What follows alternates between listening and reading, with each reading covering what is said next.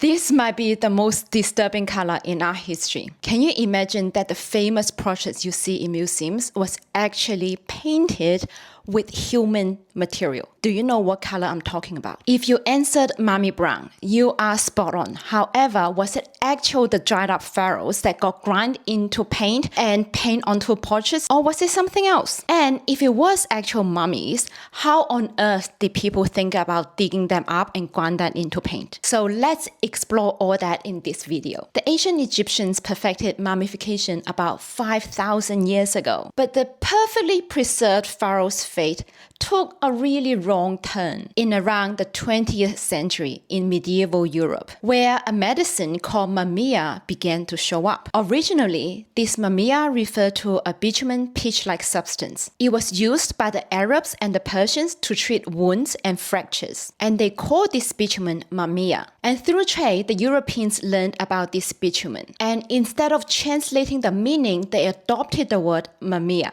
So as you can imagine, increasingly the Europeans started to associate this word mummia with the Egyptian mummies. Originally, the Europeans thought mummia referred to the resin that was used to wrap the mummy. And then it went on to, they thought it was the wrapping itself. And furthermore, they began to associate it with the actual mummy, the bodies. And people believed that mummia would treat all sorts of ailments, not just wounds and fractures, but internal bleeding, headaches, and even more serious illnesses. So naturally, demand grew and the supply chain followed. Egyptian tombs were opened, mummies dragged out of their resting place, chopped up, ground up, and traded all the way to Europe. It is still unclear how many mummies were actually taken from the Egyptian tombs, because by the time they were recorded in any trading records, they were already processed. So there was no identifiable single corpses to count. European buyers never saw whole mummies. What they saw were jars, powders, or trunks that promised to heal all ailments. This trade ran for hundreds of years, and there were records of large tomb openings in Egypt. And it wasn't even enough to satisfy the demand. And as mummies become more and more scarce, merchants began to fake them. By the 16th century, multiple European observers have documented fake mummia being manufactured from the recently deceased. These were mainly bodies from executed criminals. They were taken by the merchants, sun-dried, and sold to apothecary supply chain. Some sources also describe dealers using the bodies of the enslaved people and the bodies of other vulnerable groups. In other words, bodies that they could dig up and use without consequence. So mummia went from a bitumen pitch-like material to mummy wrappings to actual mummies and now to human flesh. So how did it go from apothecaries onto an artist's palette? To answer that question, we need to understand that back in the days, artists didn't go to an art supply store and buy tubes of paint like we do today. What they bought were ingredients, dry pigments, powders, resins, oil. Many of these materials came from the same place as medicine, and that is the apothecary. By the 16th century onwards, and especially in the 18th and 19th century, more and more painters noticed this brown. They realized that when you mix this brown with oil, it becomes a transparent, warm brown, and it is perfect for glazes, for that shadow in the skin tones. And because it was sold as mummia,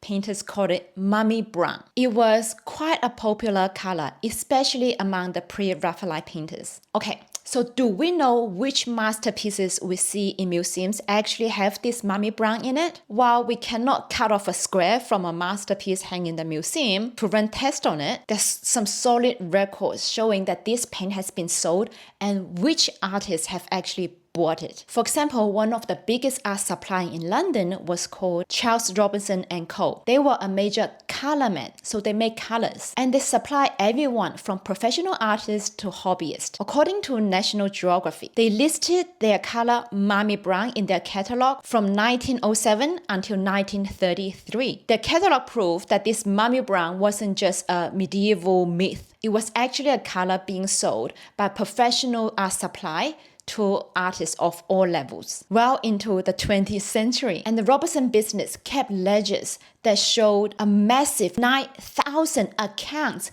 that bought this mummy brown. These ledgers are still held in the Robertson archive in the University of Cambridge. In this archive, you can identify which artists have bought mummy brown. And one of the names that show up very frequently was Lawrence Elmer Tadema, a major Victorian painter. And another famous artist was Edward Burne-Jones. According to accounts repeated in many sources, Edward Burne-Jones used to use mummy brown in many of his paintings. It was part of his standard palette, but he actually had no idea that it was actually made from real mummies or human flesh. There was a well-known story involving Lawrence Elmer Tadema's visit to Edward Burne-Jones. It was one day in 1881 when Elmer Tadema told Burne-Jones that he saw mummies at the Color Man's factory before it was made into pigment. The artist's wife and nephew both recorded this incident in their memoirs, and then they took out those tubes of paint and buried it in their backyard. As time goes on,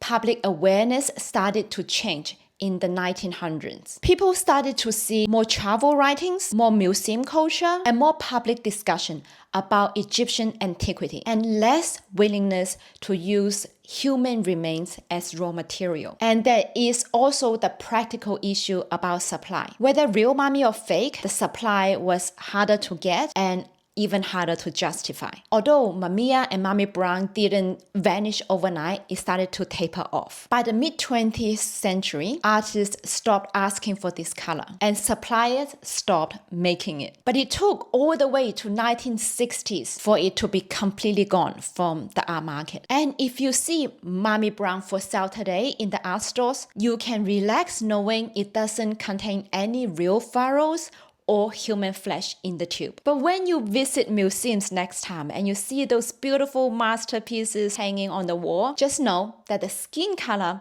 might actually be made from real skin.